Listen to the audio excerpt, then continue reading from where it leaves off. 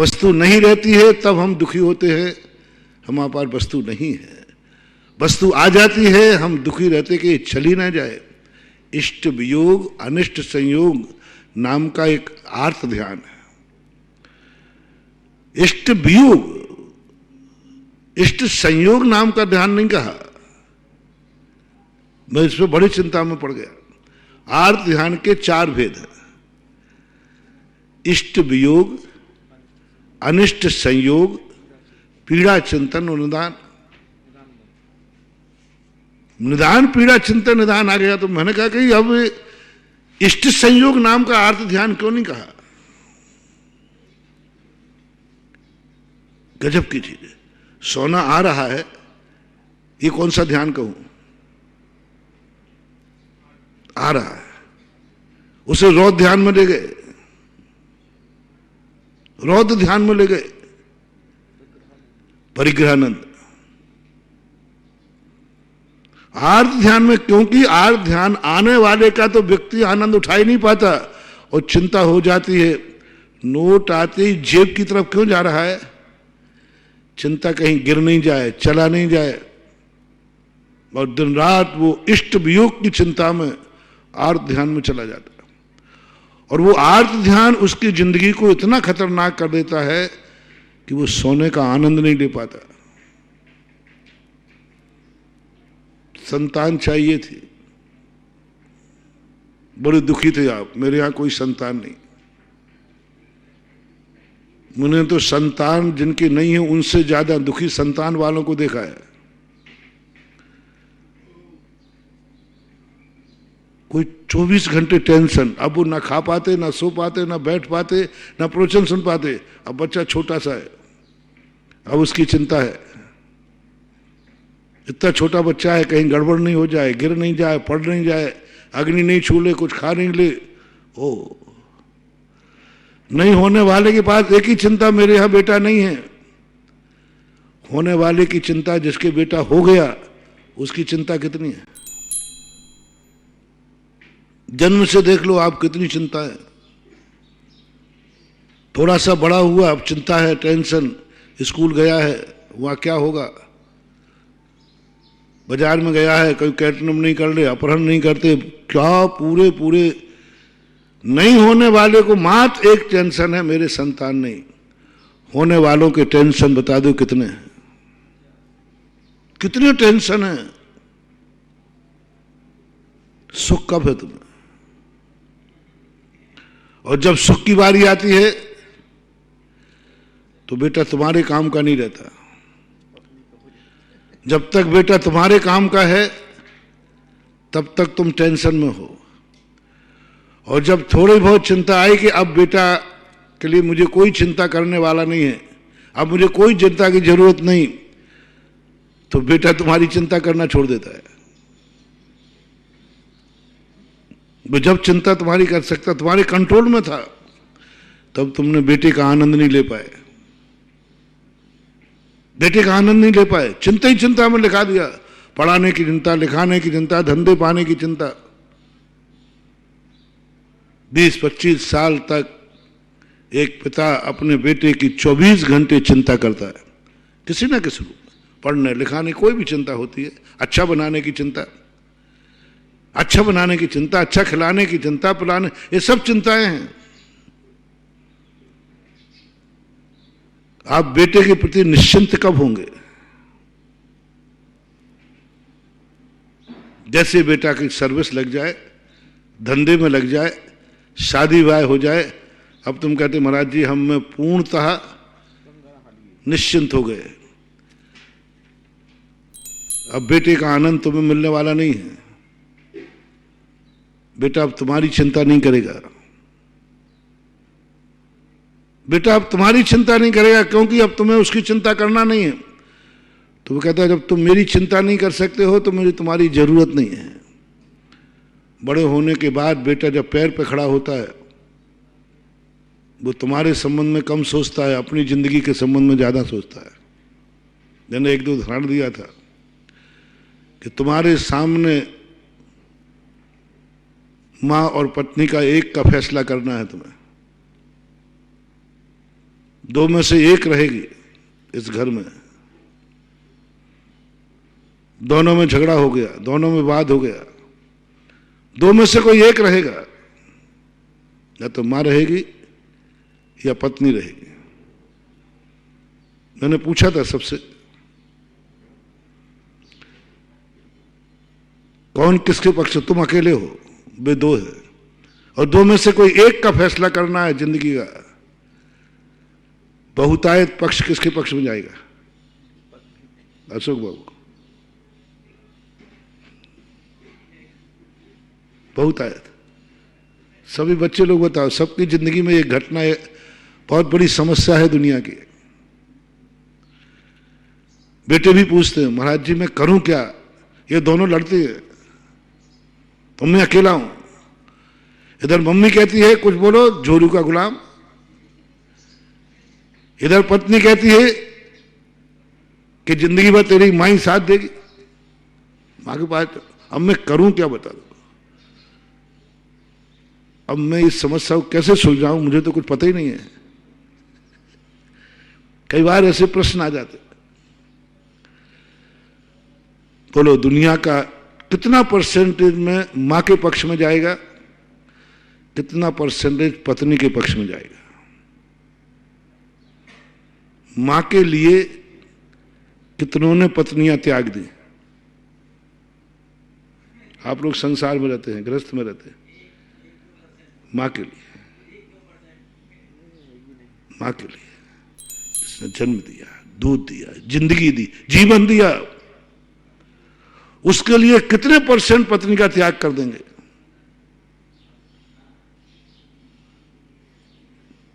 और फैसला निर्णय है, दोनों का पक्का निर्णय है, कोई धमकी ममकी नहीं है। एक मिनट तुम्हारा पलड़ा किस तरफ जाएगा, यदि मां की तरफ गया, पत्नी बाहर हो जाएगी। डाइवर्स पेपर हाथ में लिए, धमकी मत समझना। कितने परसेंट लोगों का मां के पक्ष में जाएगा? 1% मिल जाएगा? मुझे कठिन दिख रहा है, क्योंकि ये ऐसे केस मेरे पास बहुत अभी तक आए नहीं, एक दो तो आए हैं जिन्होंने मां के पक्ष में रहकर पत्नी का त्याग कर दिया, त्याग कर दिया, डाइवर्स हो गया। ऐसे खोज, तुम अपना दिमाग लगाओ कि मां के पक्ष लेने पर पत्नी का डाइवर्स हो गया, पत्नी का त्याग कर दिया, डिवोर्स, तलाक हो गया, क्योंकि तुम मां के पक्ष में थे, मां के पक्ष में चले गए। ऐसे उदाहरण आपको अपने मोहल्ले में, नगर में, गांव में कितने मिले होंगे? बहुत कम मिलेगा, एक हाथ तो मिलेगा। और ऐसे कितने हैं जिन्होंने पत्नी के कहने पर मां को छोड़ दिया और पत्नी के साथ चले गए। वृद्ध अवस्था, जिस अवस्था में बेटे का आनंद लेना था, जब बेटे की कमाई खाना थी, अब कमाना तो होना नहीं है, बेटा कमाई खिलाता, वो कमा के लाता, तुम खाते, आनंद यही है। आनंद कुछ नहीं है। आनंद का अर्थ क्या होता है? खेत में अपन ने मेहनत की, गेहूं बोया, फसल बोई, अब आनंद क्या है? मैं बैठूंगा और खेत की फसल को खाऊंगा। बेटे का सही आनंद यह है कि 25 साल तुमने उसको खिलाया है, सुलाया है, पिलाया है, जो कुछ भी तुमने किया है, अब 25 साल तक यदि तुम्हारा बेटा, बेटे की कमाई खाओ, बेटा तुम्हारे सब कुछ करे, वो करे सब कुछ, तो बेटे का जन्म देने का आनंद है। लेकिन जब बेटे से आनंद लेने की बात आई कि अब मेरा बेटा पैर पे खड़ा हो गया, जिंदगी भर तुमने कमाया, धंधा किया, टेंशन किया, वो क्षण बताओ जिस समय तुम कह सको अब कोई टेंशन नहीं, मुझे कमाने का भी कोई टेंशन नहीं, बेटा कमाता है। सासू कहे नहीं, मुझे अभी तक मुझे टेंशन थी, मैं प्रवचन नहीं सुन पाती थी, मैं पूजन नहीं दे पाती थी, कहीं जा ही नहीं सकती थी, क्योंकि बेटा को और पति को भोजन बनाना पड़ता था, उनको बनाना पड़ता था। माँ जी अब आजकल क्यों नहीं जा रहे? बोले महाराज रोटी की चिंता खत्म हो गई। बोले क्यों? अब बनी बनाई रोटी मिलती है, बस बहू का एक ही आनंद है, बनी बनाई रोटी मिलेगी, बने बनाए भोजन मिलेगा। अब मैं फ्री हूं, जितना चाहे धर्म ध्यान करूं, जितनी माला फेरूं, कोई फर्क नहीं पड़ता, जाके थाली लगी हुई मिलना है। क्या भाग्यवान है सासू। प्रकृति ने इसलिए संबंध बनाए थे, इसलिए नहीं बनाए थे कि जिंदगी भर तुम नौकर बन के करते रहो और अंत में जब बात आनंद की आए तो फिर अकेले के रहे ठूट के ठूट रहे ठूट के, दो ही जने बैठे रहते हो, बात अब कुछ नहीं है। सही आनंद वो है गृहस्थी का। अब मुझे लगी हुई थाली मिलेगी। बहुत बना ली मैंने रोटी, बहुत चूल्हे पे तप लिया, बहुत थोपी मैंने रोटी। पुण्यवान यदि तुम हो। ये तो नौकर है, ये तो नौकरी है। नौकरी का दो तरीके होते हैं, एक पराए घर की नौकरी कर रहा है, एक धोबी पराए घर के वस्त्र धो रहा है, तुम बेटे के धो रही हो। वो पराए घर रोटी बना रहा है, तुम बेटे को रोटी बना रही हो। वो पराए घर जाकर के कमाता है, तुम बेटे के लिए कमा रहे हो। फर्क क्या है? एक नौकर अपने सेठ के लिए कमाता है, तुम बेटे के लिए कमा रहे हो। कोई अंतर नहीं है। बेटे की नौकरी में, पराए नौकरी में मात मोह बीच में है कि ये मेरा है। मेहनत तो वही है, सब कुछ वही है, कोई टेंशन नहीं, कुछ भी नहीं। बेटे का टेंशन, वहां मालिक का टेंशन है। मालिक मेरा कमीशन नहीं बढ़ाएगा, वेतन का टेंशन है। यहाँ बेटे का टेंशन है, बेटे को करना है। नौकरी कर रहे हो महानुभाव, तुम पिता हो ही नहीं, नौकर हो। संसार के पुण्यहीन पिताओं सुनो, तुम पिता के अहंकार करने के अधिकारी नहीं हो, तुम पिता के भेष में एक नौकर हो। और जिसे बेटे का नौकर बनना पड़े, उससे बड़ा दुर्भागा कौन। फॉर एग्जाम्पल पूछ रहा हूं, तुम्हारा ऐसा दिन आ गया कि तुम्हें किसी सेठ के यहां नौकरी करना पड़ी, और ऐसा दिन आ गया कि तुम्हें बेटे के यहां नौकरी करना पड़ी। दोनों में से आप किसे ठीक समझेंगे? बेटा अलग हो गया, मान लीजिए, उसका धंधा बढ़ गया और तुम्हारी हालत मान लो डिस्टर्ब है। एक ही तरीका है, बेटे के यहां नौकरी करो। तो तुम्हारी आत्मा क्या कहेगी? दुश्मन के कर लूंगा, क्योंकि सन दुश्मन के यहां नौकरी में इतनी फीलिंग नहीं होगी जिस दिन बेटे के हाथ से वेतन लेने में। बेटा वेतन देगा और कहेगा पापा 3 दिन की छुट्टी भी है। देखो वो, देखो गड़बड़ नहीं करना। बेटा बेचारा जब नौकरी रखेगा तो नौकर का व्यवहार होगा। पापा पापा तो कहेगा, वो तो बल्दियत बल देगा, लेकिन पापा आपने 3 छुट्टियां भी ली थी। कल्पना करो, 1 मिनट कल्पना करो, भगवान करे ऐसा दिन किसी को नहीं है। और सबके आ रहे हैं, चिंता मत करना, मैं सबको बता दूंगा। तुमने 1 दिन लेट हुए थे, वो छुट्टी सब काट रहा है, उस समय तुम्हारी हालत क्या हो रही है? बेटा है, छुट्टी काट रहा है, वेतन काट रहा है, थोड़ी सी कमर टूट रही थी, बैठ गए। मालिक है बेटा इस समय, है बैठ गया तू क्या? पापा बैठ गए, ध्यान रखना, वेतन देता हूं। पापा कह करके तुम थोड़ी देर सुस्ता रहे थे ना, बैठ जाते ना, तो नौकर को कब डांटते ना, है मजदूर बैठ गया। बेटा तुम्हें कहा पापा वेतन देना है आपको, नौकर हैं आप। एक शब्द बता दो, नरकों का दुख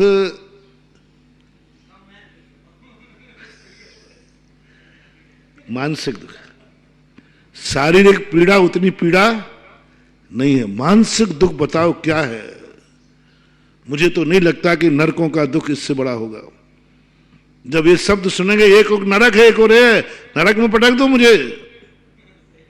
बेटा मुझे वेतन काटेगा, बेटा वेतन देगा। हुआ है शास्त्रों में ऐसा, हुआ है शास्त्रों में ऐसे उदाहरण मिले हैं। सासू बहू की यहां नौकरी कर रही है। सासू, सगी सासू बहू के यहां बर्तन मांजती है। सगी सासू बहू के यहां रोटी बनाती है वेतन पर। सगी सासू कह रहा हूं, सौतेली मोतेली नहीं। सगी सासू अपने बेटे बहू के बर्तन मानती वेतन पर, दोनों के पेट भरने के लिए। पति पत्नी दोनों वृद्ध थे, बेटा बहू आई, अलग हो गए, उनका धंधा बढ़ गया, बहुत बड़े ऑफिसर बन गए। अब बेटा और पिता कहता है मैं कहां जाऊं।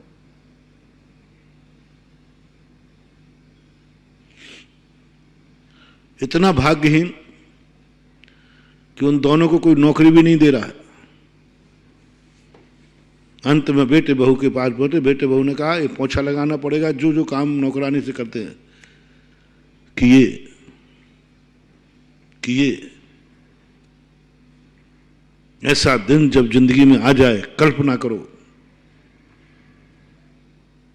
सहन नहीं कर पाओगे, और ये करा सकता है।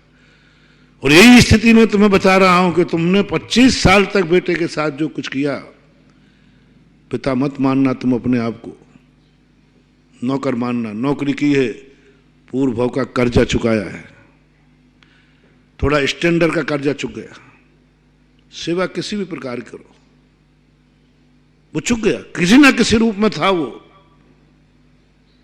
25 साल उसने आपसे सेवा करा ली, पूर्व भाव की सेवा थी, ले ली। पिता नहीं, पिता का आनंद क्या है, मां का आनंद क्या है, बहू का आनंद क्या है। बेटा जब बड़ा हो जाए और तुम्हारी अंतर चेतना कहे अब कोई चिंता नहीं है, आज से व्यापार बंद, क्या करेंगे महाराज, अब कोई चिंता नहीं, अब दिन भर माला फेरो, कुछ करो तो तुम्हारा खर्चा पानी कौन चलाएगा। अरे महाराज क्या चिंता कर रहे हो, बेटा कमाता है। बेटे से कोई स्कूल में टीचर पूछता है फीस कहां से लाओगे, तो बेटा क्या जवाब देता है, आप क्या जानते, मेरा पापा कमाता है, आप पापा को कम समझते हो क्या।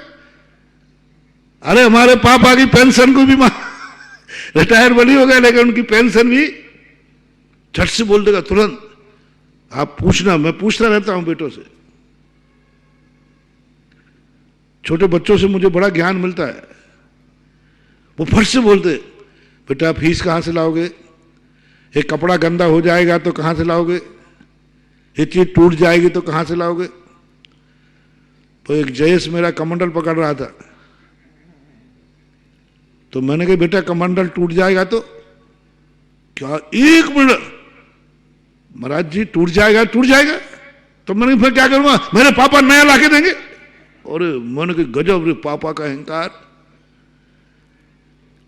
मेरे पापा नया लाके दे देंगे आपको। पापा कहां से लाएंगे, बोलो कहीं से लाएंगे, हमारे पापा ला देंगे। साधु के लिए कोई किताबों की जरूरत नहीं, मैंने उस बात को टिप कर लिया। मैंने कहा एक बेटा, इतना छोटे बच्चे पर बाप का कितना भरोसा, कितना भरोसा, कितना उसको भरोसा है, पापा नया ला देंगे। पापा से पूछ तो लेके लाएगा कि नहीं लाएगा। उसने ये भी नहीं सोचा मैं पापा से पूछूंगा लाएगा, भरोसा देखो उसका, पापा नया ला देगा। निस्तब्ध लग गया। और हर बच्चे से पूछना, ये कपड़ा फट जाएगा तो क्या होगा, पापा नया ला देगा। फीस कहां से लाओगे, नया ला देगा। सब पापा विश्वास है। यह है बेटे का आनंद, यह है बेटा बनने का सुख। वास्तविक बेटा पुण्यात्मा कौन है, जिसे हर आवश्यकता पर गर्व से कहे मेरे पापा ला देंगे। यह है बेटा बनने का आनंद। बेटा बिटिया का आनंद यही है, उसको कुछ नहीं करना। तो रोटी कहां से खाएगा, मम्मी देगी, मम्मी बना देगी। आनंद, बेटा आनंद में है, बेटा मस्ती में है, बेटा पुण्यात्मा है। क्योंकि उसकी हर इच्छा कौन पूरी करेगा, विश्वास देखो, बेटे का पुण्य देखना। ये एक आध बेटी की बात है कि प्राय सभी बेटों की बात है। 90% बेटा पुण्यात्मा होते हैं। 90%, 90 क्या, 99% बेटे पुण्य का भोग करते हैं। बस यही पुण्य का भोग। हर बेटा भरोसे में बचपन से लेकर 25 साल तक क्या मस्ती है, क्या आनंद है, क्या पुण्य है उसका। हर चीज के लिए, हर वस्तु के लिए बस एक ही पिताजी है, कोई चिंता की बात नहीं। आकुलता खत्म, चिंता खत्म। कुछ भी हो, कमंडल टूटे तो चिंता नहीं, कपड़े फटे तो चिंता नहीं, फीस देना तो चिंता नहीं, बाजार में जाना चिंता नहीं, कोई चिंता नाम की चीज नहीं। क्या पुण्यात्मा जीव है बेटा, हर बेटा पुण्यात्मा। आप भी पुण्यात्मा थे। अब मैं आपकी कहानी पूरी सुना रहा हूं। अपन सब पुण्यात्मा थे, क्योंकि यह दशा, यह बचपन की दशा हर व्यक्ति भोग के आया है। अपन सब ले लेना, सबने यह दशा भोगी है, बेटा हो या बिटिया हो। इसमें से 1% कम कर लो जो अनाथ होंगे, जिनके बाप बाप मर गए होंगे, वो मर गए होंगे, उनके माँ बाप अनाथ हो गए होंगे, तो स्वयं चिंता करना पड़ती है। होते हैं कुछ बच्चे सड़कों पर भी छोटे हैं, भीख मांग रहे हैं, क्योंकि उनको स्वयं माँ बाप तो है नहीं, स्वयं चिंता करना है। बाल श्रम कर रहे हैं, स्वयं मेहनत करना, माँ बाप है ही नहीं, माँ बाप विकलांग है, माँ बाप अंधे हैं पैरालिसिस से। छोटा से बच्चे, छोटे छोटे बच्चे भीख मांगते हैं। वे दुर्भागे हैं, वे पुण्यहीन हैं, पुण्यहीन है कि स्वयं की चिंता करना पड़ रही है। जितने मेरे भक्त हैं, ऐसा पुण्यहीन कौन है ऐसा जिसको जन्मते ही सब कुछ चिंता स्वयं को करना पड़ी हो? मुझे तो अपने भक्तों पर विश्वास है। बचपन हर व्यक्ति का मस्ती में बीता है, हर व्यक्ति पुण्य के भोग में बीता है, हर व्यक्ति पुण्य से बीता है। कोई चिंता करने की जरूरत नहीं। चिंता करने वाले हैं ना मम्मी पापा। जब महानुभाव, तुम्हारे सांसारिक दृष्टि से औदैहिक भाव बता रहा हूं, पुण्य का भोग बता रहा हूं। सबसे बड़ा पुण्यात्मा कौन है? वस्तु तुम्हें चाहिए है, चिंता दूसरी कर रहा है, बस यही पुण्य है। सेठ जी का पुण्य क्या है? गाड़ी में बैठे हैं, गाड़ी का एक्सीडेंट नहीं हो जाए, चिंता किसको है? ड्राइवर को। ड्राइवर सोच रहा है, ड्राइवर सोचेगा, सेठ तो सोते रहना कर। गजब, चलती गाड़ी में सोने मिल जाए, चलती गाड़ी में सोने मिल रहा है, गाड़ी यात्रा में सोना, यही पुण्य है। जाग कौन रहा है रात भर?